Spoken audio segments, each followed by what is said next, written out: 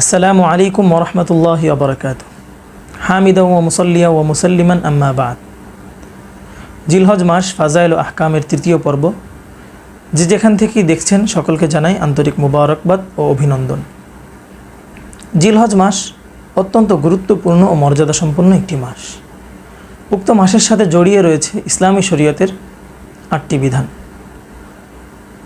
তন্মধ্যে প্রথম দুটি বিধান সম্পর্কে কিছুটা বিস্তারিত আলোচনা গত পর্বে হয়েছে। এ পর্বে আমরা তৃতীয় এবং চতুর্থ বিধান সম্পর্কে আলোচনা করব ইনশাআল্লাহ।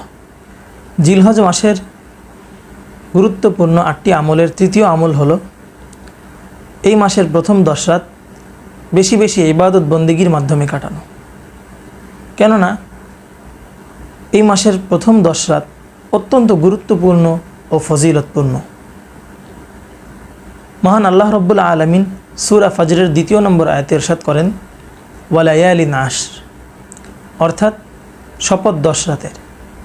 মুফাসসিরিনে কেরাম বলেন, এখানে জিলহজ মাসের প্রথম 10 রাত উদ্দেশ্য। উল্লেখ্য যে মহান আল্লাহ রব্বুল আলামিনের শপথ এই 10 রাতের সাথে সম্পৃক্ত হওয়াটাই দালালত করে যে এই 10 রাতের গুরুত্ব ও ফজিলত অনেক বেশি।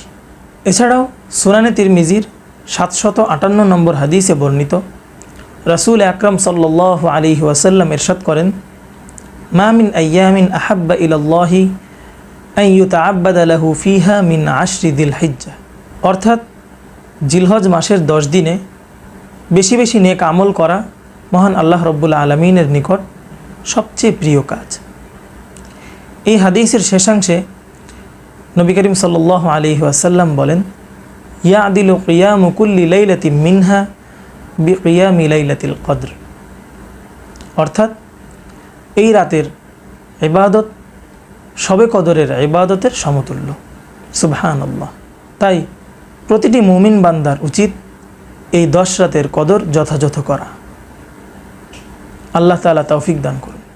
জিলহজ মাসের গুরুত্বপূর্ণ 4র্থ নম্বর আমল হলো জিলহজ মাসের 1 থেকে 9 তারিখ পর্যন্ত দৈনন্দিন নফল রোজা রাখা।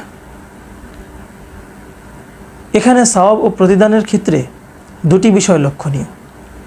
1, মহান আল্লাহ রব্বুল আলামিন এই 9 দিনের প্রতিদিনের রোজার বিনিময়ে 1 বছর রোজা রাখার সওয়াব দান করবেন।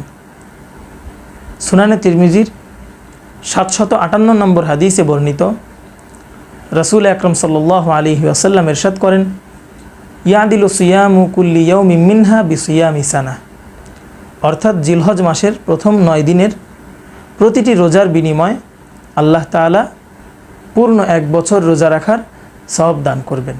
দ্বিতীয় যে বিষয়টি লক্ষণীয় সেটি হলো 9 তারিখের রোজা। জিলহজ মাসের 9 তারিখকে ইয়াউমে আরাফা বলে। এই ইয়াউমে আরাফার রোজার আলাদা বিশেষ ফজিলত রয়েছে।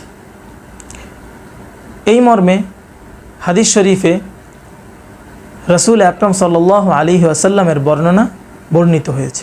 তিনি বলেন, সিয়ামু ইয়াউমি আরাফাতা আহতাসিবু আলাল্লাহি আন ইউকাফিরা আস-সানাতাল্লাতী বা'দাহু ওয়াস-সানাতাল্লাতী ক্বাবলাহু। সুনানে তিরমিজি হাদিস নং 749। উক্ত হাদিসের মর্মার্থ হলো নবীজি সাল্লাল্লাহু আলাইহি ওয়াসাল্লাম বলেন, আমি আল্লাহ পাকের নিকট আশাবাদী যে তিনি ইয়াউমে আরাফার তথা জিলহজ মাসের 9 তারিখের রোজার বিনিময়ে একজন মুমিন বান্দার পরবর্তী এবং পূর্ববর্তী মোট 2 বছরের গুনাহ ক্ষমা করে দিবেন। সুবহানাল্লাহ। কাজেই গুরুত্বের সাথে এই আমলগুলি আমাদের করা চাই। বিশেষভাবে জিলহজ মাসের 9 তারিখ তথা ইয়াউমে আরাফার যে রোজা রয়েছে এটা যেন কোনোভাবেই আমাদের মিস না হয়ে যায়। আল্লাহ রব্বুল আলামিন আমাদেরকে তৌফিক দান করুন। তো এই পর্বে আমরা জিলহজ মাসের যে তৃতীয় ও চতুর্থ গুরুত্বপূর্ণ আমলের ব্যাপারে শুনলাম। আমরা যেন অবশ্যই এই জিলহজ মাসে এই আমল দুটি করতে পারি সেই প্রতিজ্ঞা নিব। আল্লাহ রব্বুল আলামিন আমাদেরকে তৌফিক দান করুক। আমিন। ওয়া আখিরু দাওয়ানা আনিল হামদুলিল্লাহি রাব্বিল আলামিন।